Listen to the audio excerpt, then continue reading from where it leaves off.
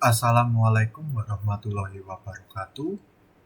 Perkenalkan, nama saya Cavan Ganendra Setia Pranata dengan NRP 50172511029. Saya berasal dari Prodi Teknik Geofisika. Nah, pada kesempatan kali ini saya akan menyampaikan presentasi dari bab 3 tentang Ocean Acidification atau dalam bahasa Indonesia yaitu pengasaman laut. Pengasaman laut adalah salah satu isu lingkungan global yang paling serius pada saat ini. Proses ini dapat terjadi karena adanya peningkatan kadar karbon dioksida atau CO2 di atmosfer akibat adanya aktivitas manusia, terutama adanya pembakaran bahan bakar fosil, deforestasi, dan industri. Nah, ketika karbon dioksida atau CO2 ini meningkat, sebagian besar diserap oleh laut. Meskipun laut membantu menurunkan CO2 di atmosfer, penyerapan ini menimbulkan konsekuensi besar bagi ekosistem laut dan kehidupan organisme yang bergantung pada kalsium karbonat, termasuk terumbu karang, kerang, dan plankton.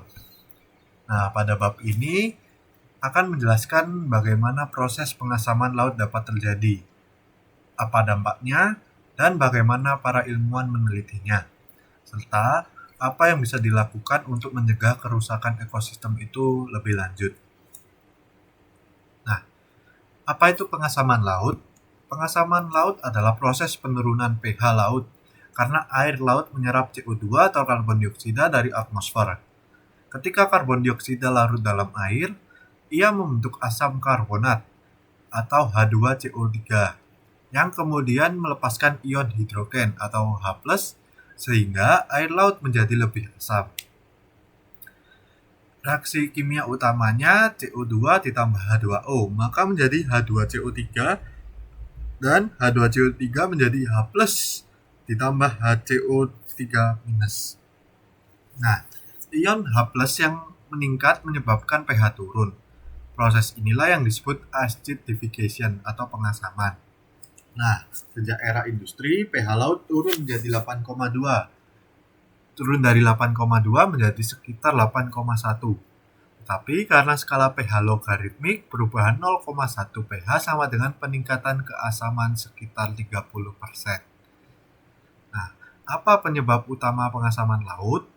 Pertama, ada pembakaran bahan bakar fosil. Ini karena adanya transportasi, pembangkit listrik, dan industri menghasilkan karbon dioksida dalam jumlah besar. Yang kedua, adanya deforestasi. Nah, deforestasi ini mengurangi kemampuan bumi menyerap CO2 melalui fotosintesis. Ketiga, adanya industri semen dan kimia. Nah, ini melepaskan CO2 atau karbon dioksida selama proses produksi. Yang keempat, ada peningkatan konsentrasi CO2 atmosfer. Sekitar 25-30% karbon dioksida atmosfer diserap oleh laut di setiap tahun. Nah, dampaknya, laut tidak lagi mampu menetralkan asam secepat penumpukan karbon dioksida terjadi. Nah, selanjutnya kita akan membahas proses kimia, hubungan karbon dioksida, pH, dan kalsium karbonat. Ion hidrogen yang meningkat akibat asam karbonat membuat organisme kesulitan membentuk kalsium karbonat atau CaCO3. Nah, dari situ organisme yang terdampak adalah pertama ada kerang, ada oyster, terumbu karang, plankton pembentuk cangkang atau foraminifera, ada moluska, kepiting, dan udang-udang tertentu, serta ikan. Adanya perubahan fungsi organ dan perilaku. Nah, mengapa itu berbahaya?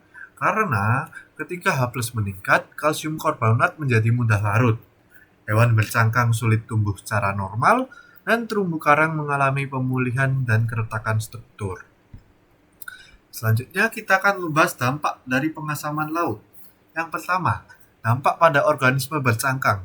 Nah, pada organisme bercangkang, maka memiliki dampak pertama ada cangkang lebih rapuh, tipis, atau bahkan larut. Pertumbuhannya menjadi lambat dan atau gagal tumbuh. Selanjutnya ada tingkat kematian organisme muda pada organisme bercangkang yang meningkat. Yang kedua, ada dampak pada terumbu karang. Nah, ini berdampak menjadi adanya penurunan proses calcification, kerusakan struktur karang, tingkat pemutihan meningkat, dan hilangnya habitat bagi ribuan spesies. Selanjutnya ada yang ketiga, dampak pada rantai makanan laut. Plankton yang cangkangnya larut karena cangkangnya larut, maka populasi menjadi turun.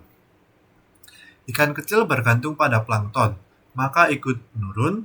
Predator besar seperti tuna, paus, atau anjing laut, maka akan terdampak. Nah, keempat ada dampak ekonomi. Karena semua organisme ini menurun, maka penurunan hasil tangkapan ikan.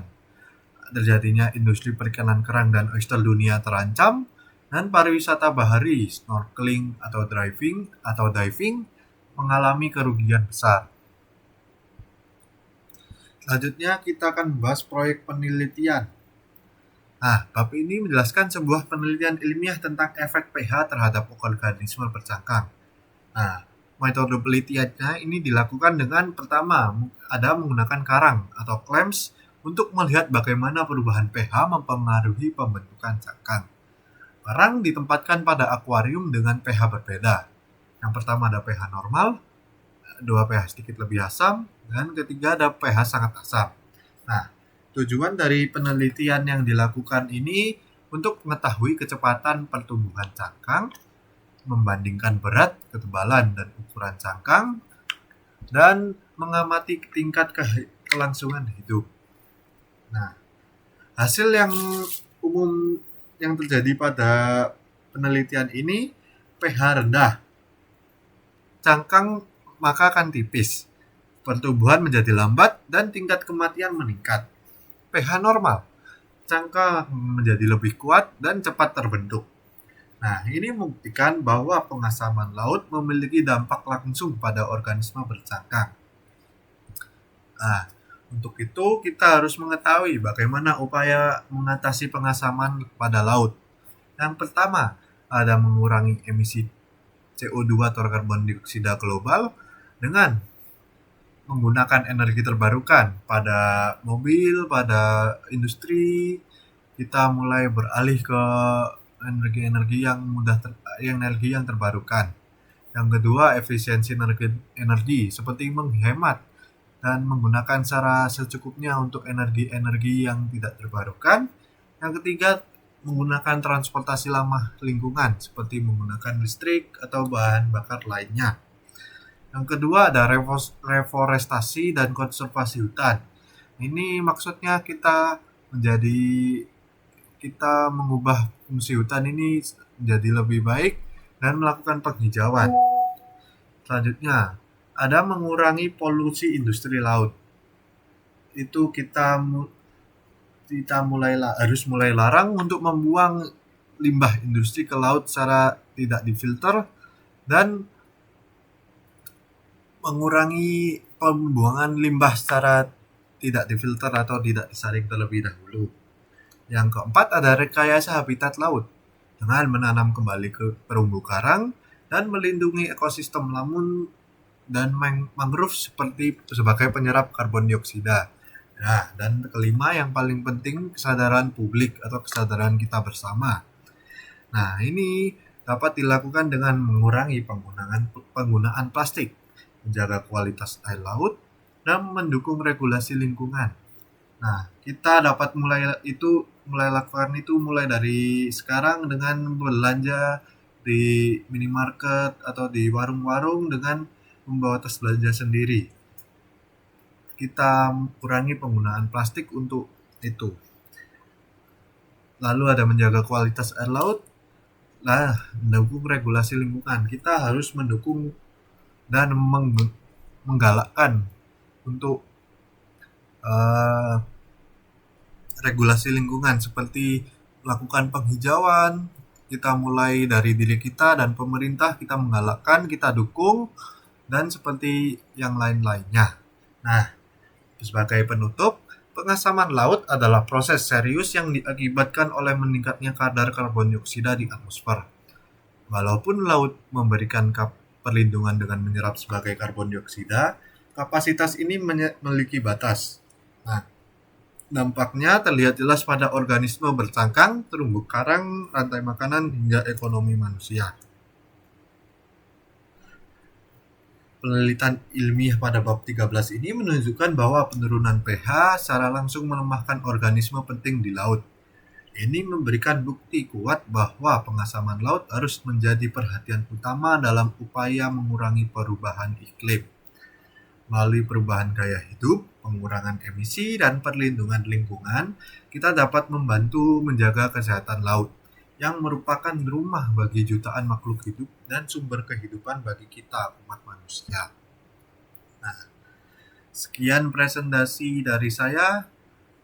Mohon maaf apabila ada salah kata dan salah dalam pengucapan. Terima kasih telah mendengarkan dan menonton video ini. Semoga apa yang saya jelaskan dapat menambahkan wawasan bagi kita semua. Wassalamualaikum warahmatullahi wabarakatuh.